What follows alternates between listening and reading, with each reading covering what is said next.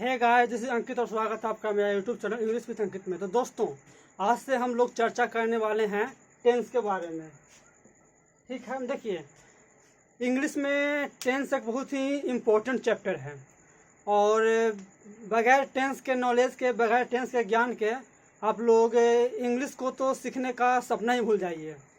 ठीक है, तो देखिए, आज मैं टेंस का थोड़ा सा आज कल परसों मतलब 3 दिन में मतलब 3 क्लास चलेगा, present tense, past tense, future tense का अलग अलग करके। तो इस 3 क्लास में हम लोग टेंस का बेसिक चीज़ जान लेंगे, ज़्यादा हाई लेवल में नहीं जाएंगे, बस बेसिक चीज़ जान लेंगे। और इस बेसिक चीज़ को जानने के बाद हम लोगों को वॉइस और नरेशन जानना बिल्कुल आसान हो जाएगा। तो दोस्तों, ये टेंस हमको पढ़ाने का मुख्य पर्पस है वॉइस और नरेशन को जानना, क्योंकि यदि आपको वॉइस और नरेशन को जानना है, समझना है अच्छे तरीके से, तो आपको टेंस का प्रॉपर नॉलेज होना अति आवश्यक है। तो दोस्तों, आज से हम लोग शुरू करने वाले हैं बिल्कुल आसान भाषा में, बिल्कुल आसान तरीके से टेंस का। ठीक है, देखिए, थोड़ा सा डिफरेंट हो सकता है और टीचर्स और बुक्स के मुकाबले मेरा टीचिंग में।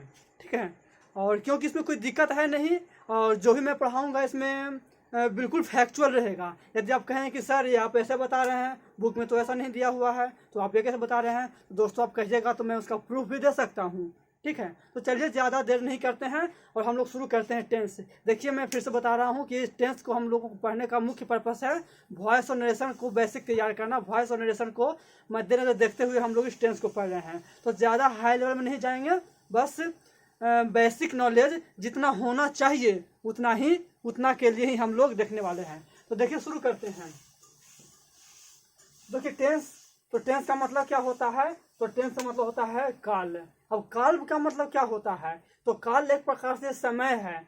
ठीक है, और ये टेंस जो होता है इसको हम लोग 3 भाग में बांटते हैं, प्रेजेंट टेंस, पास्ट टेंस और फ्यूचर टेंस।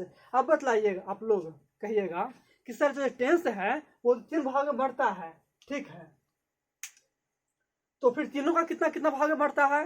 तो दोस्तों, तीनों का अभी मैंने आप लोगों को बताया कि थोड़ा डिफरेंट रहेगा। तो दोस्तों, हम लोग तीनों को 5-5 भाग में बांटते हैं। ठीक है, तीनों को 5-5 भाग में बांटते हैं। अब आप लोग कहिएगा कि भाई कि सर हम लोग तो 4 ही पढ़े थे। तो दोस्तों, ये सिंपल टेंस और इनडेफिनिट टेंस है। मोस्टली लगभग 99% बुक्स ऐसे हैं तो सिंपल टेंस और इनडेफिनिट टेंस को एक ही बताते हैं कि दोनों टेंस एक ही होते हैं, लेकिन नहीं दोस्तों, थोड़ा सा डिफरेंस होता है और यही डिफरेंस मैं आप लोगों को बतलाने वाला हूँ। तो चलिए देखते हैं। टेंस को पहले भाग बांट दिए present tense, past tense, future tense में। अब देखिए, प्रेजेंट टेंस क्या हो गया? जो काम, अब देखिए, प्रेजेंट का मतलब होता है वर्तमान। तो जो काम प्रेजेंट में हो रहा है, वर्तमान में हो रहा है, अभी हो रहा है, तो वो हमारा प्रेजेंट टेंस हो गया। पास्ट, जो समय बीत गया है, जो काम हमारा बीत गया है, वो हमारा पास्ट हो गया। और फ्यूचर, जो हमारे आने वाला समय है, जो हमारा आने वाला समय है, वो हमारा फ्यूचर टेंस हो गया, फ्यूचर टाइम हो गया। ठीक है, और तीनों को हम लोग 5-5 भाग में बांट दिए हैं, simple, indefinite, continuous, perfect and perfect continuous. तो इस तरह से हम लोग पढ़ सकते हैं simple present tense, present indefinite tense, present perfect tense, present continuous tense, present perfect continuous tense. इस तरह से हमारा तीनों को 5-5 भाग में बांट दिए, तो हमारा हो गया टोटल 15। तो आज हम लोग क्या चर्चा करने वाले हैं? तो दोस्तों, आज हम लोग सिर्फ प्रेजेंट टेंस के बारे में चर्चा करने वाले हैं। प्रेजेंट टेंस कहने का मतलब कि simple present, present indefinite, present continuous, present perfect and present perfect continuous है। यानी टोटल कुल मिला के हम लोग 5 टेंस के बारे में चर्चा करने वाले हैं। तो आप लोग बिल्कुल हमारे साथ अंत तक बने रहिएगा। मैं आप लोगों को अंत में कुछ और सरप्राइज देने वाला हूँ। तो दोस्तों देखिए, पहले हम लोग पढ़ने वाले हैं सिंपल प्रेजेंट टेंस। तो आप लोग अंतर समझ लीजिए कि सिंपल प्रेजेंट टेंस और प्रेजेंट इंडेफिनिट टेंस में अंतर क्या है। तो पहले हम लोग सिंपल की बात करते हैं। सिंपल का मतलब क्या हो गया? सामान्य, है ना। यानी कि ये जो टेंस है, चूंकि वर्तमान का बात करेगा, इसीलिए है, हो, हूँ, ये सब हम लोगों को हिंदी में मिलेगा और जरूर मिलेगा। ठीक है, और सिंपल यानी कि ये बिल्कुल सामान्य होता है। बिल्कुल सामान्य कहने का मतलब ये है कि इस टेंस में कोई भी क्रिया नहीं होगा, कोई भी काम नहीं होगा, कोई भी वर्क नहीं होगा। इस टेंस से हम लोग किसी व्यक्ति की अवस्था के बारे में बात करेंगे, किसी व्यक्ति की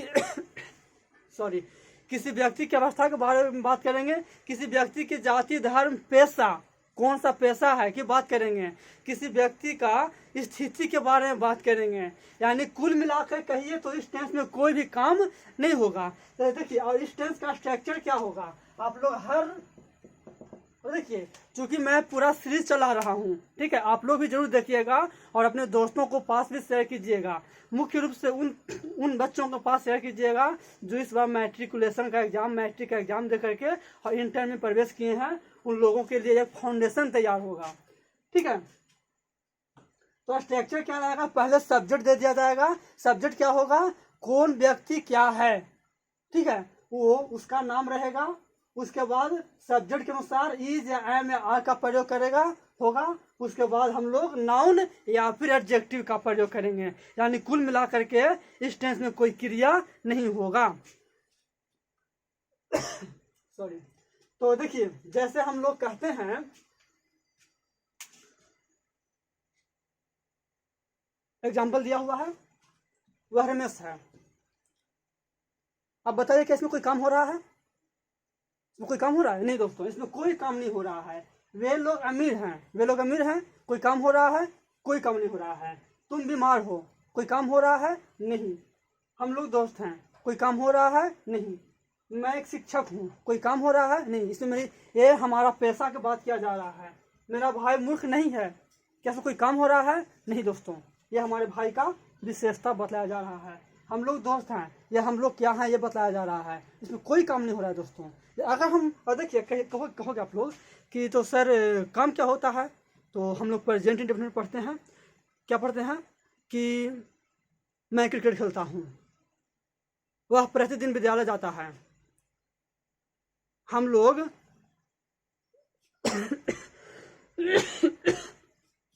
सॉरी दोस्तों, हम लोग प्रत्येक सोमवार को सिनेमा जाते हैं। तो दोस्तों ये सब काम हो रहा है। सिनेमा जाना, बाजार जाना, विद्यालय जाना, घर जाना, ये सब काम हो रहा है। तो जहाँ पे काम होगा वो हमारा प्रेजेंट इंडेफिनिट टेंस है। और इस टेंस में इस सेंटेंस में कोई भी क्रिया नहीं हो रहा है, इसलिए सिंपल है। सिंपल से पता चल रहा है ये सिंपल टेंस है। दोस्तों हर ट्रांसलेशन का बुक में ये ट्रांसलेशन दिया तो हो रहता है, लेकिन ये कौन सा टेंस है ये बताया नहीं रहता है। क्यों नहीं बताया रहता है मुझे नहीं मालूम, हमको नहीं मालूम कि क्यों नहीं बताया रहता है। लेकिन आप लोग ये समझ लीजिए कि ये हमारा सिंपल टेंस है। और जो भी लोग प्रेजेंट इंडेफिनिट को सिंपल प्रेजेंट कह के पढ़ाते हैं वो गलत दोस्तों, बिल्कुल वो गलत है। तो खैर छोड़िए, जो है सबका अपना अपना बात है। हम लोग अब इसका ट्रांसलेशन बनाते हैं। तो देखिए क्या होगा, पहले हम सब्जेक्ट का प्रयोग करेंगे, उसके बाद सब्जेक्ट के अनुसार इज या एम या आर। अब हम लोग देखते हैं कि इज कहाँ प्रयोग करेंगे, एम कहाँ प्रयोग करेंगे, आर का कहाँ प्रयोग करेंगे। तो पहले ये देख लीजिए एम का प्रयोग, एम। तो सिर्फ और सिर्फ आई के साथ हम लोग एम का प्रयोग करेंगे, सिर्फ और सिर्फ आई के साथ। जहाँ भी सिंगुलर रहेगा, सिंगुलर समझते हैं ना, सिंगुलर मतलब एक वचन, एक व्यक्ति रहेगा तो हम लोग सिंगुलर का प्रयोग करेंगे। और आर का प्रयोग कहाँ करेंगे, प्लूरल का प्रयोग करेंगे, प्लूरल। जहाँ पे प्लूरल मतलब बहुवचन, तो जहाँ प्लूरल रहेगा आर का प्रयोग कहाँ करेंगे, जहाँ पे सिंगुलर रहेगा इसका प्रयोग करेंगे। और सिर्फ एम के साथ आई के साथ एम का प्रयोग करेंगे।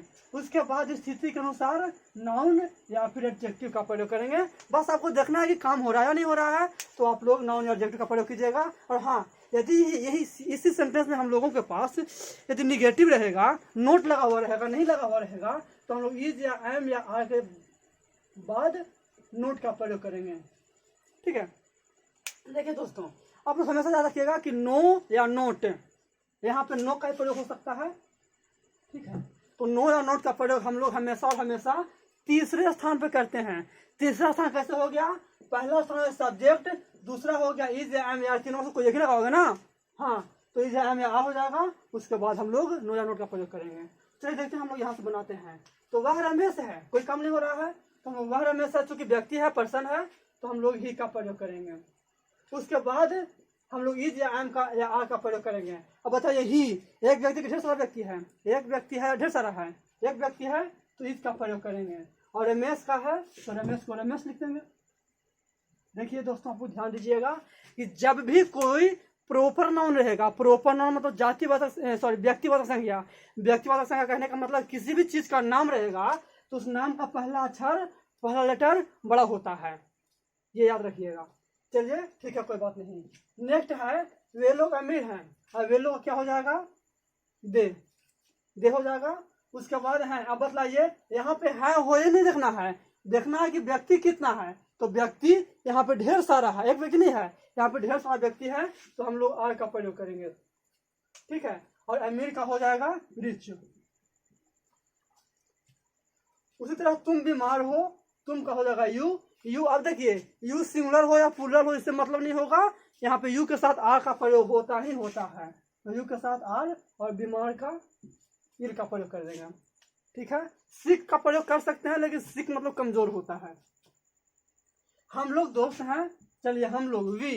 अब कितने व्यक्ति हैं, ढेर सारा है, तो आर और दोस्त का FRIEND।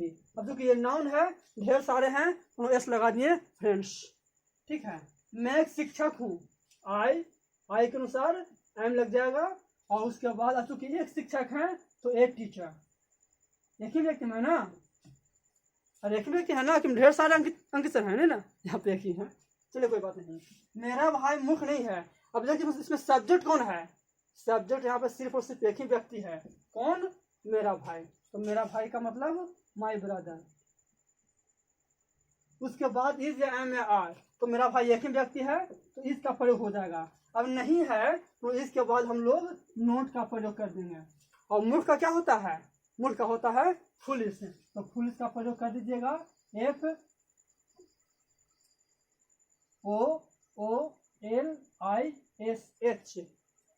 FOOLISH foolish. तो दोस्तों यह था हमारा सिंपल प्रेजेंट टेंस। यदि आप लोग इसको आप लोग इंट्रोगेटिव बनाइएगा तो कुछ नहीं करना है, इज या एम या आर को आगे कर दीजिएगा, बाकी सब अपने जगह पे रहता है। जैसे मान लिया जाए कि हम कहेंगे कि क्या वह बीमार है, क्या वह बीमार है, तो आप क्या कीजिएगा, इज ही इल, तो सिर्फ इज को आगे कर देना है, बाकी सब अपने जगह पे रहेगा। तो दोस्तों हम लोग चर्चा करने वाले हैं प्रेजेंट इंडेफिनिट टेंस के बारे में। दोस्तों प्रेजेंट इंडेफिनिट टेंस क्या होता है, वैसा काम, वैसा क्रिया, वैसा वर्क जो हमेशा होता है, डेली होता है। डेली होने का मतलब कि ये जरूरी नहीं कि डेली ही हो, लेकिन वो रूटीन में होना चाहिए। आपके प्रतिदिन के क्रियाकलाप में, आपके सप्ताह के क्रियाकलाप में, या फिर आपके वो लाइफ में शामिल हो, आप उसको किसी एक बेसिस पे हमेशा करते ही करते हैं, वो हमारा टेंस प्रेजेंट इंडेफिनिट टेंस होता है। दोस्तों इस टेंस के लास्ट में ता है, ती है, ते है रहता है, लेकिन हमेशा नहीं, हमेशा नहीं। वो कैसे, तो दोस्तों इसके पहले मैंने आप लोगों को बतलाया था सिंपल प्रेजेंट टेंस। आप लोग हमको बताइएगा कि सब कहते हैं कि ता है, ती है, ते हैं रहेगा तो हमेशा नहीं रहेगा, तो हमेशा नहीं रहेगा इसका मतलब क्या है, हमेशा नहीं रहेगा इसका मतलब क्या है। दोस्तों हम लोग कहते हैं कि दूध उजला होता है, ठीक है, दूध उजला होता है, खून लाल होता है। दोस्तों इसके अंत में भी होता है, ता है, ती है, तो क्या ये प्रेजेंट इंडेफिनिट टेंस है, नहीं। क्यों नहीं है, क्योंकि उसमें कोई काम नहीं हो रहा है।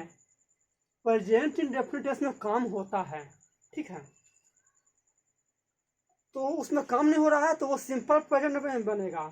इज एम आर के बाद हम लोग नाउन या एडजेक्टिव का प्रयोग करेंगे। यहाँ हम लोग देखते हैं कि प्रेजेंट इंडेफिनिट टेंस में क्या होगा, कहेंगे कि मैं प्रतिदिन बाजार जाता हूँ, वह हर शनिवार को हमारे घर आता है, मेरा भाई हर महीना या हर क्या बोलते हैं, मेरा भाई हर 10 तारीख को, ठीक है, मेरा भाई हर 10 तारीख को दिल्ली जाता है। तो देखिए हर 10 तारीख को दिल्ली जाता है, उसका एक रूटीन में शामिल है। हर शनिवार को मेरे घर आता है, उसका भी रूटीन में शामिल है। प्रतिदिन मैं जाता हूँ बाजार, ये भी मेरा रूटीन में शामिल है। तो ये हमारा प्रेजेंट इंडेफिनिट टेंस हो गया। क्लियर है। अब देखिए इसमें आपको कुछ स्ट्रक्चर याद रखना है, और बहुत ही इंपॉर्टेंट है दोस्तों, बहुत ही इंपॉर्टेंट है। आप लोग इसको नोट करते जाइएगा और आप लोग प्रैक्टिस ही करते जाइएगा, ठीक है। प्रैक्टिस कहाँ से करना है ये बाद में आप लोगों को बतलाऊंगा, और कहिएगा तो उसका भी मैं सोल्यूशन दूंगा। देखिए पहले आप लोगों को सब्जेक्ट का प्रयोग करना है। ये हम पॉजिटिव के लिए बतला रहे हैं। पॉजिटिव मतलब सकारात्मक वाक्य, जिसमें नहीं, क्या, क्यों, कब, ये सब वाक्य नहीं रहना चाहिए। सिर्फ पॉजिटिव सकारात्मक वाक्य। तो कहेंगे पहले सब्जेक्ट रहेगा, उसके बाद मेन वर्ब 1 या मेन वर्ब 5 का प्रयोग रहेगा, उसके बाद ऑब्जेक्ट का प्रयोग रहेगा। कैसे कैसे? ठीक है, पहले हम लोग स्ट्रक्चर उसमें लेते हैं। यदि हमारे पास यही सेंटेंस निगेटिव हो जाएगा, निगेटिव कहने का मतलब है कि इसमें नो या नोट रहेगा, तो हम लोग पहले सब्जेक्ट का प्रयोग करेंगे, उसके बाद डू या डज का प्रयोग करेंगे। अभी मैं थोड़ा ये बतलाने वाला हूँ कहाँ पे मेन वर्ब 1, कहाँ पे मेन वर्ब 5, कहाँ पे डू, कहाँ पे डज, सब मैं बतलाने वाला हूँ। उसके बाद निगेटिव है तो हम अभी बतलाते हैं आप लोगों को कि नो या नोट का प्रयोग तीसरे स्थान पे। तो पहला स्थान है सब्जेक्ट, दूसरा स्थान हो गया नो या नोट, और उसके बाद हम सॉरी डू या डज, उसके बाद हम लोग नोट का प्रयोग करेंगे। अब आप लोग बतलाओ, बोलोगे कि सर आप यहाँ पे नो या नोट का प्रयोग कहाँ नहीं कर दिए, ये भी तो तीसरा स्थान हो जाता। तो दोस्तों तीसरा स्थान हो जाता जरूर, लेकिन हमारा पास ये भी रूल कहता है कि नो या नोट का प्रयोग मेन वर्ब 1 के पहले होना चाहिए यदि सेंटेंस में क्रिया है तो। ठीक है, चलिए कोई बात नहीं, देखते हैं आगे। मेन वर्ब 1 हो गया तो ये हमारा नहीं होगा। उसके बाद ऑब्जेक्ट, यदि हमारे पास ये सेंटेंस इंट्रोगेटिव है तो कुछ नहीं करना है, डू या डज को आगे ले आना है, बाकी सब कुछ अपने यथागत स्थान पे रहेगा। चलिए हम लोग कुछ एग्जांपल लिख लेते हैं। चलिए देखिए दोस्तों, थोड़ा सा वीडियो बड़ा हो सकता है, उसके लिए कोई दिक्कत की बात है नहीं, लेकिन अच्छे से समझिएगा। 4 एग्जाम्पल दिया हूँ। हाँ, उससे पहले हम लोग देखते हैं कहाँ पे मेन वर्ब 1 और कहाँ पे डू, कहाँ पे मेन 5 और कहाँ पे डज का प्रयोग करते हैं। तो यहाँ पे देखिए दोस्तों लिस्ट लिखा हुआ है, आप लोग उतार लीजिएगा। यदि हमारे पास सब्जेक्ट के रूप में, ध्यान दीजिएगा, सब्जेक्ट के रूप में यहाँ पे देखिए सब्जेक्ट के अनुसार ही आता है, तो सब्जेक्ट के रूप में आई, वी, यू, दे या फिर प्लूरल रहेगा, प्लूरल नाउन या प्लूरल नेम रहेगा, तो हम लोग मेन वर्ब 1 का प्रयोग करेंगे, पॉजिटिव सेंटेंस में मेन वर्ब 1 का प्रयोग करेंगे। और यदि हमारे पास इंट्रोगेटिव या निगेटिव है तो डू का प्रयोग करेंगे। ठीक है, और यदि हमारे पास सब्जेक्ट ही, सी, इट रहेगा या फिर सिंगुलर रहेगा तो हम लोग मेन वर्ब 5 का प्रयोग करेंगे या फिर डज का प्रयोग करेंगे। ये बात आप लोग याद रखिएगा, स्ट्रक्चर और ये रूल बिल्कुल याद रखना है। ठीक है, चलिए हम लोग एक एक करके एग्जाम्पल लिख लेते हैं। मैं प्रतिदिन बाजार जाता हूँ। देखिए बाजार जाने वाला काम हो रहा है, क्रिया हो रहा है, जाने वाला क्रिया हो रहा है ना, जाने वाला क्रिया हो रहा है ना, और उसके साथ ही प्रतिदिन के बाद क्या जा रहा है, यानी हमेशा होने वाला काम हो रहा है, तो ये हमारा प्रेजेंट इंडेफिनिट है। तो चलिए बना देते हैं। मैं का हो गया आई। अब तो देखिए सेंटेंस हमारा पॉजिटिव है कि निगेटिव है, पॉजिटिव है, तो या तो मेन वर्ब 1 का प्रयोग करेंगे या 5 का प्रयोग करेंगे। तो आई के साथ क्या प्रयोग करेंगे, आई के साथ मेन वर्ब 1 का प्रयोग करेंगे। तो कौन सा क्रिया हो रहा है, जाना, गो, कहाँ जा रहे हैं, टू मार्केट, ये हमारा हो गया। आई गो टू मार्केट, मैं बाजार जाता हूँ। कब जाते हैं, प्रतिदिन। प्रतिदिन के लिए आप लोग लिख दीजिए, डेली भी लिख सकते हैं या फिर एवरीडे भी लिख सकते हैं, एवरीडे या फिर डेली। ठीक है, चलिए नेक्स्ट है, वह क्रिकेट नहीं खेलता है।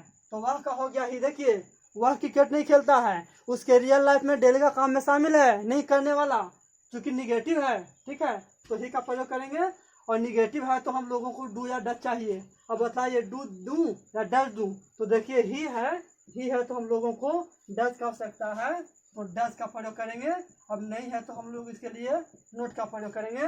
ही डज नोट, खेलना का प्ले, क्या नहीं खेलते हैं भाई, तो भाई हम लोग क्रिकेट नहीं खेलते हैं, वह नहीं खेलता है, तो CRICKET, भाई दोस्तों क्रिकेट खेलना चाहिए। ठीक है, चलिए आगे देखिए, क्या वे लोग अंग्रेजी नहीं जानते हैं। देखिए यहाँ पे क्या से प्रयोग किया गया है, यानी हमारा इंट्रोगेटिव सेंटेंस है दोस्तों, यानी डू या डज से शुरुआत होगा। तो डू डालें डज डालें, तो देखिए हमारे पास क्या है, वे लोग, दे, हमारे पास प्लूरल है तो हम लोग डू से शुरुआत करेंगे, डू हो गया ना। उसके बाद हम लोग दे का प्रयोग करेंगे, सब्जेक्ट, डू दे। इसके बाद नो या नोट है तो यहीं पे हम लोग नोट का प्रयोग कर देंगे, डू दे नोट। और जानना क्या होता है, जानना का no, KNOW, do they note, no, और क्या नहीं जानते हैं, इंग्लिश, अंग्रेजी, इंग्लिश। ठीक है, चलिए एक और एग्जांपल लिख लेते हैं। तुम झूठ क्यों बोलते हो। देखो दोस्तों ये हमारा भी एक प्रकार का सवाल ही है, और सवाल पूछने वाला क्या है, क्यों। तो जब हमारे पास सवाल क्यों से पूछा जाता है तो शुरुआत में हम लोग वाई का प्रयोग करते हैं, वाई। उसके बाद हम लोग डू या डज का प्रयोग करेंगे। यहाँ पे हम लोग वाई का प्रयोग कर दिए, उसके बाद डू या डज का प्रयोग करेंगे। तो सब्जेक्ट के अनुसार तुम है तो यू के अनुसार क्या प्रयोग होगा, डू का प्रयोग होगा। तो वाई डू, उसके बाद subject you, Y do you. अब क्या है, उसके बाद हम लोगों को चाहिए, सब हो गया। निगेटिव है, नहीं है निगेटिव, कोई बात नहीं। उसके बाद हम लोग भाव का प्रयोग करेंगे। झूठ बोलना का अंग्रेजी होता है टेल अ लाई। झूठ बोलना का याद रखिएगा, टेल अ लाई। तो यहाँ पर लिख देंगे why do you tell a lie. Interrogative हो गया, इंट्रोगेटिव हो गया। तो दोस्तों ये हमारा था प्रेजेंट इंडेफिनिट। चलिए अब हम लोग चर्चा करते हैं प्रेजेंट कंटीन्यूअस टेंस का। दोस्तों चलिए हम लोग देखते हैं नेक्स्ट प्रेजेंट कंटीन्यूअस टेंस। तीसरा नंबर हो गया प्रेजेंट कंटीन्यूअस टेंस। इस टेंस में क्या होगा, कोई भी क्रिया, ध्यान दीजिएगा क्रिया बोल रहा हूँ, कोई भी क्रिया, कोई भी काम, कोई भी वर्क इसमें जारी रहेगा। कब से पता नहीं, इसमें समय नहीं दिया हो रहेगा। ध्यान दीजिएगा, प्रेजेंट कंटीन्यूअस को ध्यान दीजिएगा, तभी आप लोगों को प्रेजेंट परफेक्ट कंटीन्यूअस अच्छे से समझ में आएगा। तो इसमें क्या होगा, कोई भी क्रिया इसमें जारी रहेगा, काम जारी रहेगा। कैसे, देख लीजिए, दिखाई दिया। हम लोग घर जा रहे हैं, वे लोग नहीं सो रहे हैं, क्या वह खेल रही है। रोहन एवं सीता क्यों झगड़ रहे हैं, काम जारी है दोस्तों। स्ट्रक्चर से क्या होगा, subject is M R. Subject कौन होगा, जो भी काम करने वाला होगा। इज एम आर, सब्जेक्ट अनुसार इज एम आर। अब यहाँ पे हम नहीं बतलाऊंगा, शुरुआत में मैंने आप लोगों को बतलाया था सिंपल प्रेजेंट में कहाँ पे इज एम आर लगेगा। आई के साथ एम, सिंगुलर के साथ इज, प्लूरल के साथ आर। क्लियर है। निगेटिव है दोस्तों, तो हम लोग इज एम आर के बाद नोट का प्रयोग करेंगे। तीसरा स्थान पे सब्जेक्ट, पहला स्थान, दूसरा स्थान इज एम आर, तीसरा स्थान नोट। उसके बाद मेन है फोर आईएनजी वाला क्रिया, उसके बाद ऑब्जेक्ट है। यदि हमारा ही सेंटेंस इंट्रोगेटिव है, करना कुछ नहीं है, इज एम आर को उठा करके आगे डाल देना है, बाकी सब अपनी जगह पे रहेगा। ठीक है, चलिए शुरू करते हैं। हम लोग घर जा रहे हैं, हम लोग घर जा रहे हैं, पॉजिटिव सेंटेंस। पहले सब्जेक्ट डालेंगे, हम लोग कितने व्यक्ति हैं, ढेर सारे हैं, तो आर का प्रयोग करेंगे, आर का प्रयोग करेंगे। ठीक है, आप निगेटिव नहीं है दोस्तों, निगेटिव नहीं है तो नोट का प्रयोग हम नहीं करेंगे। मेन है फोर, कौन सा क्रिया हो रहा है, जाना। कौन सा क्रिया, जाना, जाना जी गो, डाल देंगे हम लोग आईएनजी। वी आर गोइंग, कहाँ जा रहे हैं, घर, होम। ठीक है, देखिए वे लोग नहीं सो रहे हैं, वे लोग, कितने लोग हो गए, ढेर सारे। दे, तो हम लोग प्रयोग करेंगे आर, क्योंकि ये पॉजिटिव नहीं है, निगेटिव है। तो निगेटिव है तो हम लोगों को नोट का प्रयोग करना पड़ेगा, आर के बाद नोट। अब सोना क्या होता है, सोना का होता है slip, S L E P. अब हम लोग इसमें क्या करेंगे, मेन है फोर आईएनजी का प्रयोग करेंगे। क्लियर है। चलिए नेक्स्ट है, क्या वह खेल रही है। सवाल है दोस्तों, सवाल पूछ रही है। ठीक है, सवाल पूछ रही है, क्या वह खेल रही है। तो हम लोग इज एम आर से शुरुआत करेंगे, तो क्या होना चाहिए, वह, सिंगुलर, एक व्यक्ति, तो इज, उसके बाद रह गया सी। ठीक है, इज सी। अब खेलना का प्ले होता है, लेकिन हम लोग आईएनजी लगाएंगे। क्यों लगाएंगे दोस्तों, खेलने वाला काम जारी है। ठीक है, चलिए नेक्स्ट हम लोग देखते हैं, रोहन एवं सीता क्यों झगड़ रहे हैं। देखिए सवाल पूछा जा रहा है, कौन सा वर्ड से, क्यों। तो क्यों का हो गया वाई, दिख रहा है, क्यों का वाई। उसके बाद हम लोगों को चाहिए इज या एम या आर। ठीक है, कब, क्यों, कैसे, कहाँ, कितने बजे, ये सब वर्ड रहेगा। तो हम लोग इज एम आर के पहले उसका अंग्रेजी लिखते हैं। ठीक है, कब, क्यों, कैसे, कहाँ, कितने बजे, इस तरह का वर्ड रहेगा। तो हम लोग उसका पहले लिखते हैं, इज एम आर के पहले लिखते हैं, क्योंकि वो भी सवाल ही है। उसके बाद इज या एम या आर। अब बतलाइए क्या लगेगा, इज या एम तो लगा नहीं, क्योंकि आई तो है नहीं, इज या आर। तो दोस्तों देखिए सब्जेक्ट क्या है, रोहन एवं सीता, एक से ज्यादा व्यक्ति हैं, प्लूरल हैं। तो हम लोग आर का प्रयोग करेंगे, Y R. Rohan and Sita, subject है ना, काम करने वाला कौन है, रोहन एंड सीता। हो गया ना। अब झगड़ना, झगड़ा करना क्या होता है, क्वारल या फाइट, जो भी आपका मर्जी लगा सकते हैं। चलिए हम कॉइल लगाते हैं, QUARRELLING, कॉइलिंग। ये हमारा हो गया इंट्रोगेटिव मार्क्स, अंतिम में लगाना मत भूलिएगा। तो दोस्तों ये हमारा हो गया प्रेजेंट कंटिन्यूअस टेंस। अगले वीडियो में हम लोग बात करेंगे प्रेजेंट परफेक्ट टेंस और प्रेजेंट परफेक्ट कंटिन्यूअस टेंस। ठीक है, ज़्यादा मैं नहीं देना चाहता हूँ, ज़्यादा लंबा वीडियो भी हमारे लिए दिक्कत हो जाएगा दोस्तों, हमारे लिए अपलोड करने में दिक्कत हो जाएगा ज़्यादा बड़ा वीडियो, और आप लोग भी आराम से देखिएगा। तो हाँ तो दोस्तों, मैं आप लोगों को बोला था शुरुआत में कि मैं एक सरप्राइज देने वाला हूँ।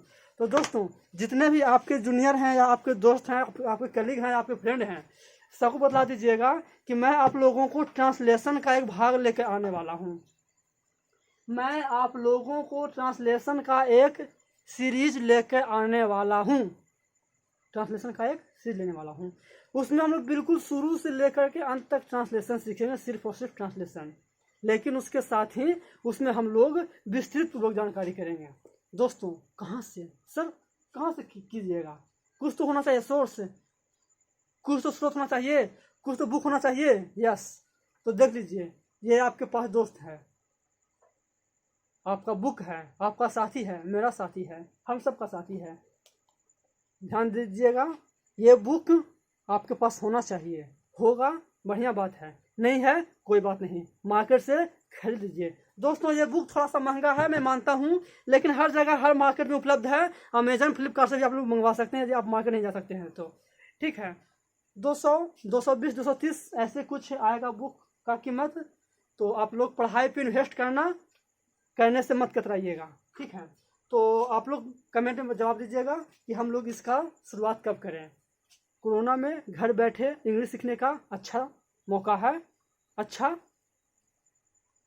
सोर्स है, अच्छा तरीका है। अपने दोस्तों को बतला दीजिएगा कि हाँ एक अंकित सर हैं, इंग्लिश विद अंकित के नाम से चैनल है यूट्यूब पे, पढ़ाते हैं डेली, अच्छे पढ़ाते हैं, बतला दीजिएगा। डेली पढ़ाएंगे, टेंस चला रहे हैं यहाँ पे, उसके बाद वॉइस चलाएंगे, नरेशन चलाएंगे, एडजेक्टिव नाउन सब पढ़ेंगे। दोस्तों आप लोग जो कहिएगा सब पढ़ेंगे, सब पढ़ेंगे, सब पढ़ेंगे। ठीक है, तो इस बुक को आप लोग जब से कहिएगा तब से मैं शुरू कर दूंगा। बिल्कुल ही अच्छा बुक है ये। ठीक है, मैं एक बार पढ़ के सुना देता हूँ। A practical guide to English translation and composition, writer हैं KP ठाकुर साहब। दोस्तों ट्रांसलेशन भी है, कंपोजिशन भी है, बहुत ही अच्छा बुक है दोस्तों। ट्रांसलेशन दिया हुआ है, लेटर राइटिंग है, कंप्रीहेंशन है, ठीक है, एक्सपेंशन है, पैराग्राफ है, प्रेसी है, बहुत सारा है, बहुत सारा, बहुत सारा, बहुत अनगिनत है बुक। कहने का मतलब है बहुत ही अच्छा बुक है। आप लोग मार्केट से ले लीजिएगा, आप लोग ले लीजिएगा तो 1 दिन में, 2 दिन में, 3 दिन में, 5 दिन में, 6 दिन में हम लोग बतला दीजिएगा। इस टेंस को करने के बाद हर दिन 2 क्लास या फिर अल्टरनेट क्लास लाएंगे, 1 दिन ट्रांसलेशन के लिए और 1 दिन वॉइस नरेशन के लिए। दोस्तों आज के लिए सिर्फ इतना ही, और आप लोग अपने दोस्तों को, अपने कलीग को, अपने फ्रेंड को, अपने भाई बंधु को बतला दीजिएगा। ठीक है, मेरा क्वालिफिकेशन जानना चाहते हैं, मैंने MA कर रहा हूँ, और बिहार के गया जिले के गुरारू एक मार्केट है, ज़्यादा बड़ा तो नहीं कहूँगा, छोटा सा मार्केट है, वहाँ मैं इंटर का, स्पोकन का, कॉम्पिटिटिव का कोचिंग करवाता हूँ। याद रखिएगा, ज़रूरत नहीं है, कोई बात नहीं, कोई बात नहीं। तो आप लोग इतना सा मतलब रखिए और पढ़ते रहिए, अच्छे से रहिए। हमारा वीडियो पसंद आए तो लाइक कीजिएगा हमारे वीडियो को, मैं ज़्यादा बोलता नहीं हूँ। हमारे चैनल को सब्सक्राइब कीजिएगा और बेल आइकन को दबाइएगा, क्योंकि आपको नोटिफिकेशन टाइम टू टाइम जब भी मैं वीडियो डालूंगा मिलता रहे, और अपने दोस्तों को बता दीजिएगा। ठीक है दोस्तों, बहुत बात हो गई। ठीक है, थैंक यू वेरी मच।